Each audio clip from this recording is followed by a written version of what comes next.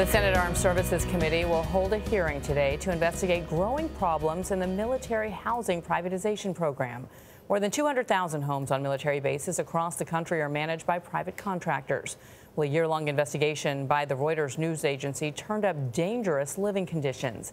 Today, senators will ask housing contractors and Pentagon officials how they plan to address the military families' complaints about things like mold and water damage. Chip Reid is on Capitol Hill with the problems thousands say they are living with. This is just horrible listening to what these families are going through. Chip, good morning. Yes, good morning. Reuters says the Pentagon pays nearly $4 billion a year in rent to private property management contractors in nearly every state. But much of that housing is in disrepair, and military families have long said they feel they have nowhere to turn to get help. Josh and Lacey Sandin have lived in this house at Fort Meade in Maryland for over 2 years. At first, it looked clean. Everything was blank, white walls.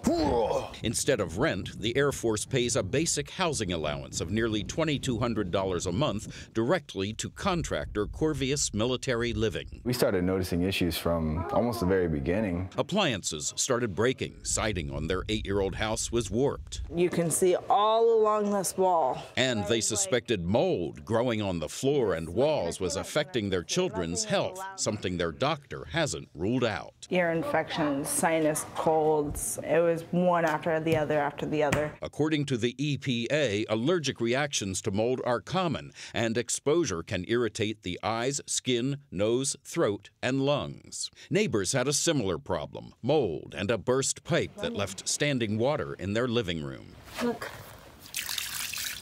Both families say the response from Corvius was extremely disappointing. It seems to be a very long, painstaking process to actually try to get them to do anything, because they want to sweep it under the rug.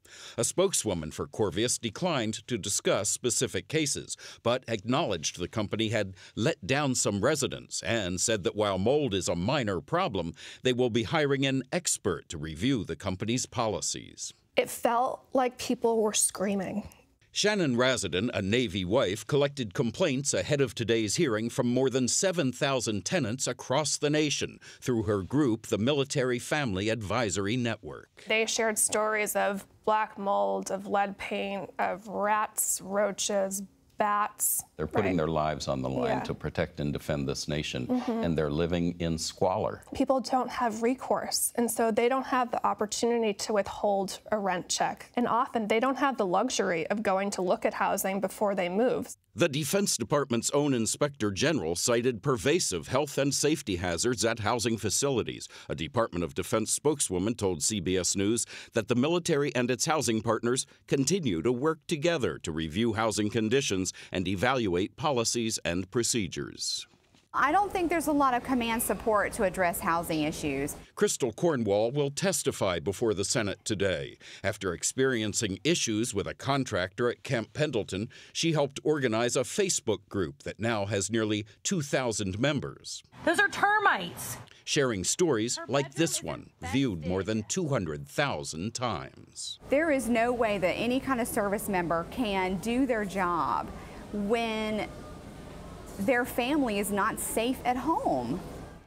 The Pentagon told CBS News that military families have the same rights as anyone else, but many families have told us and Reuters that that simply is not true. They say that when they contact state and local authorities, they say they can't even come on the property. They have no jurisdiction because the housing is on federal land. Gayle?